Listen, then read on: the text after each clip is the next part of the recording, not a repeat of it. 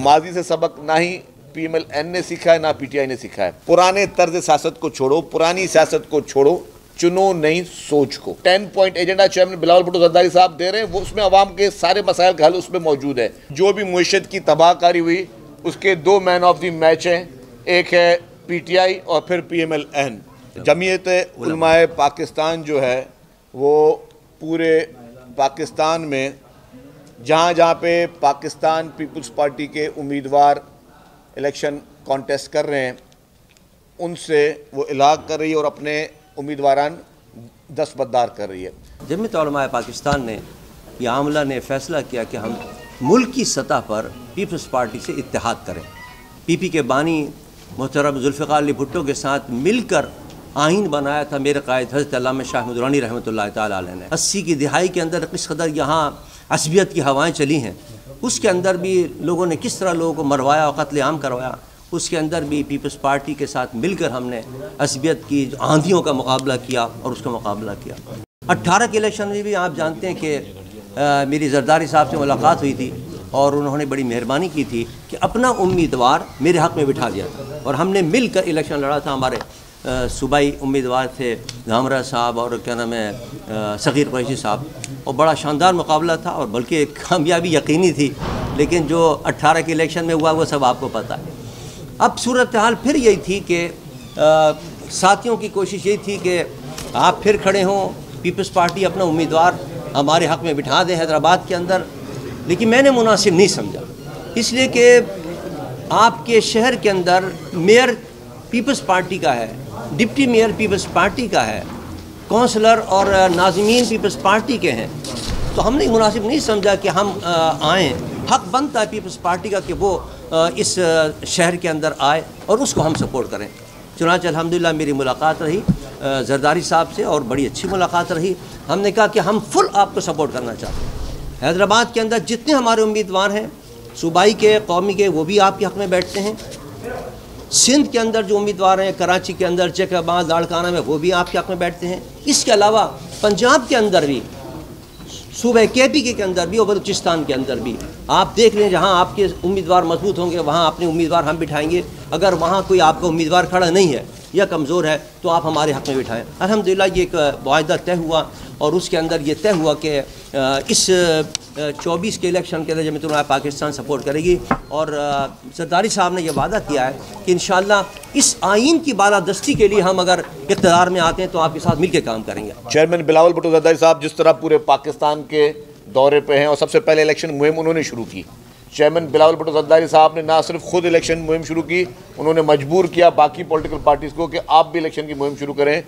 बाकी political parties PMLN वगैरह और MQM भी ये इलेक्शन करवाने के या इलेक्शन लड़ने के मूड में ही नहीं थे, लेकिन जो पीपल्स पार्टी ने जो प्रेशर एक अपना स्टार्ट किया, उस प्रेशर की वजह से ही बाकी पॉलिटिकल पार्टीज़ भी राज़ी हुई, क्योंकि उनके पास फेस सेविंग के लिए और कोई हल नहीं था। खुल के कोई भी मुखालफत नहीं कर सकता था।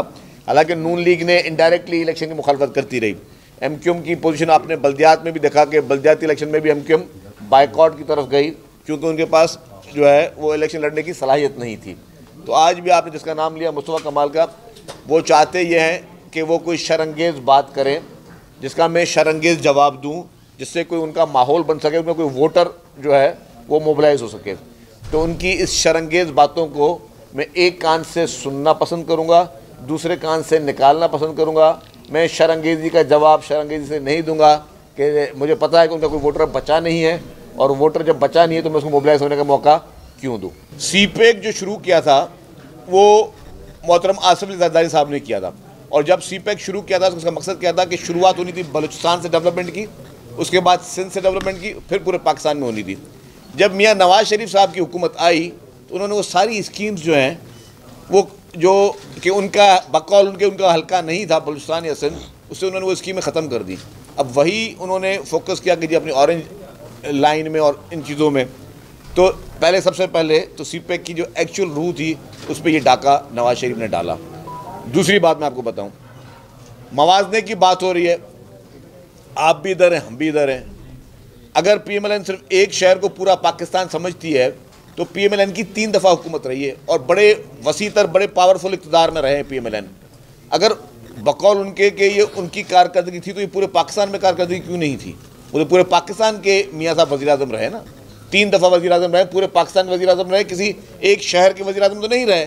तो पूरे पाकिस्तान को उस तरह वो शोकेस क्यों नहीं कर पा रहे कि बोले कि जी हाँ मैंने सिब्बी में भी मैंने ट्रेन लेके आया, मैं जो है वो अपना खुशदार में भी ट्रेन लेके आया, मैं किसी और जगह पे भी नाम ले लेते, हम बोलते जी कि मैं घोटकी में भी कोई ज़बरदस्त किस्म की ट्रेन लेके आया, क्योंकि मैं तो वफाकी मतलब प्राइम मिनिस्टर था ना।